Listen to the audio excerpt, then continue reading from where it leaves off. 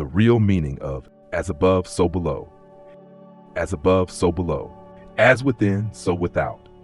This ancient hermetic truth, expressed in the words of the Emerald Tablet, invites us to look beyond appearances, to perceive that the microcosm and the macrocosm are not separate entities, but two faces of the same universal reality. The same intelligence that forms the stars forms the atoms within our bodies.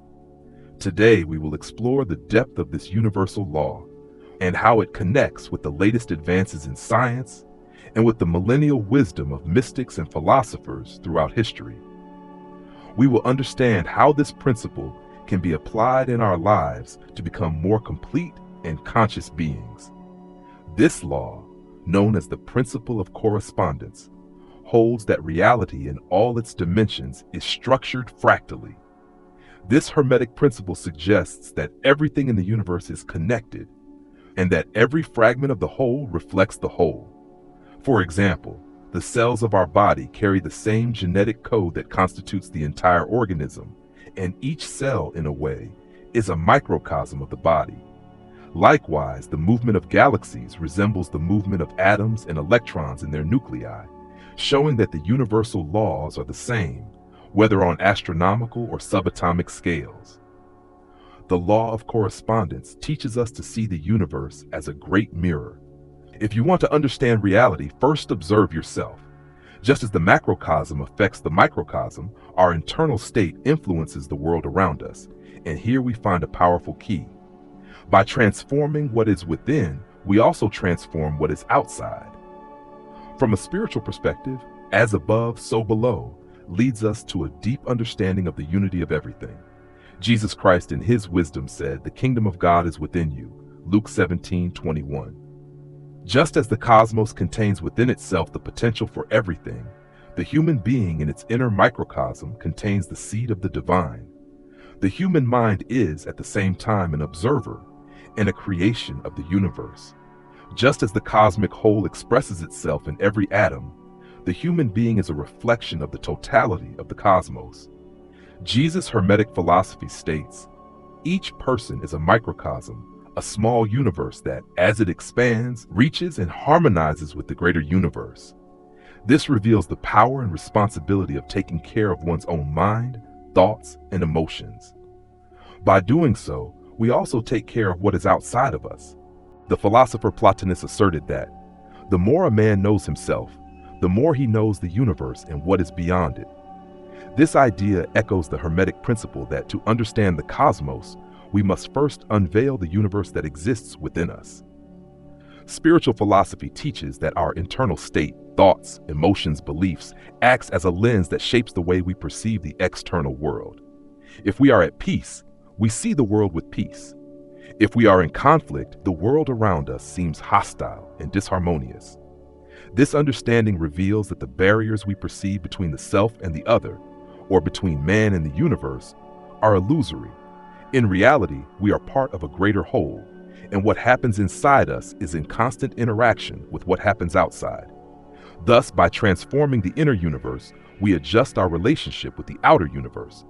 For mystics, understanding as above, so below means recognizing that everything that exists in the cosmos also exists in potential within us. Carl Jung, Swiss psychologist and scholar of symbolism, cited in almost every video on this channel, explained that the personal unconscious of the human being is a reflection of the collective unconscious, a reservoir of images, ideas, and archetypes that shape how we experience life. Just as the cosmos is in constant movement and transformation, the inner universe of each human being is dynamic and pulsating. By exploring this inner universe, the individual not only discovers aspects of themselves, but also connects with archetypal forces and universal truths that are part of the entire cosmos. Therefore, the spiritual journey is a journey of return to this universal center that exists within us.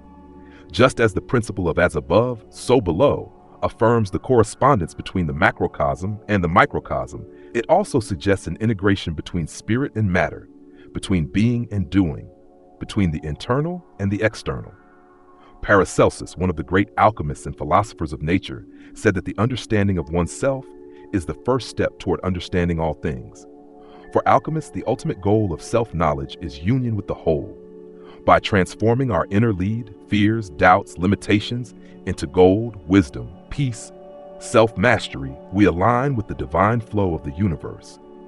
It is the alchemical process, the work of harmonizing what is above with what is below, and of seeing matter and spirit as one. The principle of correspondence invites us to see the universe as a series of layers and realities that mirror each other. It suggests that there is an intimate relationship between different planes of existence, and that what occurs on one level of reality has reflections, parallels, or resonances in others. In the context of the duality between spirit and matter, the second hermetic law reveals that spirit and matter, although seemingly opposites, are in fact reflections of the same essential reality. The material world we experience is a reflection of forces, ideas, and laws that operate on the spiritual plane, such that matter is like a shadow or expression of the subtle laws and energies of the spirit. According to the principle of correspondence, spirit is the original or causal plane where all ideas and energies originate. Matter, then, is the reflection of this origin, shaped according to the invisible laws and patterns of the spirit. Think of the spirit as the source and matter as the image projected by this source. Matter only exists as a function of the presence and movement of this underlying spiritual energy. Thus, the visible world is shaped by the invisible forces of the spiritual plane, much like a statue is sculpted from an idea. Likewise, any transformation or change we wish to see in matter begins first and foremost on the spiritual plane, whether through intention, vision, or the mind. An example to understand this relationship lies in nature itself. Consider DNA, an invisible structure to the naked eye, but one that contains all the information necessary to create a complex physical organism. This relationship between DNA and the physical body is a reflection of the correspondence between spirit as the source of information and energy, and matter as the expression of this essence. By aligning our mind and intentions with spiritual laws, we can influence and shape matter according to our will. However, this does not mean controlling or manipulating material reality. Rather, it is a process of alignment. When we understand that matter is merely a densification of spirit, we realize that profound transformations occur when we operate directly on the spiritual plane, that is, on the level of our intentions, thoughts, and beliefs. For example, someone wishing for prosperity may understand that this abundance begins in the spirit through a mind that generates beliefs of self-worth, confidence, and gratitude. By nurturing these spiritual and mental patterns, the reflection in the material world inevitably manifests, even if in a gradual and subtle way. Life is a constant dance between spirit and matter, where the goal is not to deny one in favor of the other, but to recognize and harmonize both. True alchemy, then, lies in integrating the spiritual world with material life, recognizing that each aspect of our physical existence has a spiritual reflection, and that each spiritual experience can be lived in matter. This means that the search for meaning and purpose, often associated with the spiritual plane, must have practical expression in our daily lives. When we cultivate the spirit through practices of self-knowledge, such as meditation and introspection, we are simultaneously creating a stronger foundation for a fulfilling, aligned material life full of meaning. Ultimately, the principle of correspondence reminds us that the duality of spirit and matter is, at its essence, an illusion created by our limited perception. Both are expressions of the same universal truth. Just as light passing through a prism divides into several colors, spirit manifests in matter without losing its original essence. This understanding allows for profound spiritual freedom, as we recognize that, by fully living on the material plane and honoring physical life, we are also expressing the spirit. The purpose of our spiritual journey, then, is not to escape matter, but to transcend it, seeing it as a reflection of spirit in motion. The hermetic maxim, as above, so below, is not only a philosophical or esoteric concept. It also manifests clearly and objectively in the phenomena of nature. When we observe the natural world, we see that the same structure and operational patterns we find on small scales repeat on much larger dimensions. This correspondence between the microcosm and the macrocosm is not merely symbolic. It is imprinted in the fundamental patterns that govern matter and energy. One of the most emblematic examples of as above, so below in nature is the phenomenon of fractals. Fractals are shapes that repeat on different scales and can be observed in both tiny objects and colossal structures. Natural geometry is evidence that the same patterns that structure the universe in its vastness are found in the minutiae of the natural world. Take, for example, the spiral symmetry of the Nautilus shell and compare it to the shape of a spiral galaxy. The same Fibonacci mathematical sequence that organizes the growth of a flower's petals also applies to the arms of galaxies. The principle of as above, so below becomes visible in this repetition of patterns, showing that nature follows a universal order. This mathematical organization is known to many as sacred geometry, a language of the cosmos that structures everything from the movement of subatomic particles to the growth cycle of plants and the formation of star systems. Nature is driven by cycles that reflect one another, from the smallest organisms to the largest ecosystems. The cycle of life, birth, growth, death, and renewal is one of the most universal examples. Just as the seasons change in a perpetual cycle, all living beings experience a version of this cycle in their own lives. In the human body, for example, the circulatory system is a microcosm of the Earth's hydrological system. Just as rivers flow to the ocean, blood flows to the heart and from there to the rest of the body, nourishing and connecting all parts. Both follow a similar principle of flow and return, demonstrating that the macrocosm, the Earth, and the microcosm, the human being, are organized by the same underlying intelligence. This correspondence between the micro and the macro also manifests in the cycles of sleep and wakefulness, in the rhythms of cellular activity, and in planetary rotation, showing that the principle of correspondence is a fundamental code in all vital processes. Another clear example of as above, so below appears in the structure of atoms in solar systems. The nucleus of an atom, surrounded by electrons that revolve around it, closely resembles the sun at the center of a planetary system, with planets orbiting.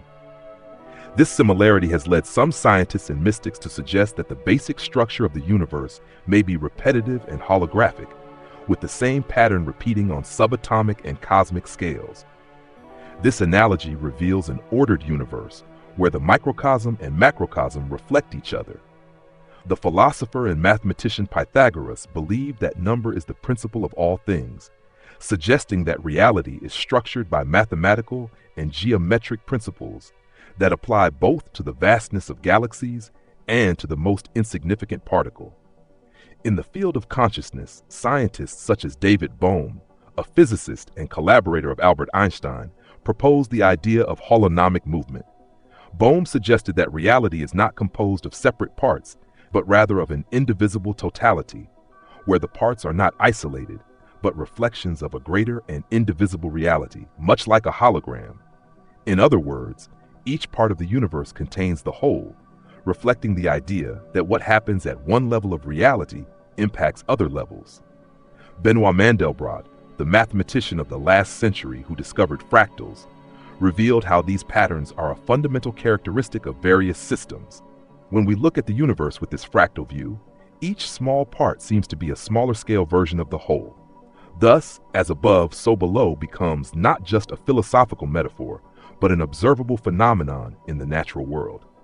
The law of correspondence shows us how the external world, our results, our health, our physical appearance, is a direct mirror of the inner world, that is, our beliefs, intentions, and above all, our daily habits. Every small act we repeat is an expression of our mindset, and when accumulated, it creates a tangible and visible reality. Just as a stone thrown into a lake creates waves that spread, our habits and thought patterns reverberate and shape our body and our life. In other words, our physical, emotional, and even financial condition is the result of a reflection of what we consistently cultivate within. Every aspect of our life is a manifestation of what we believe, desire, and practice daily.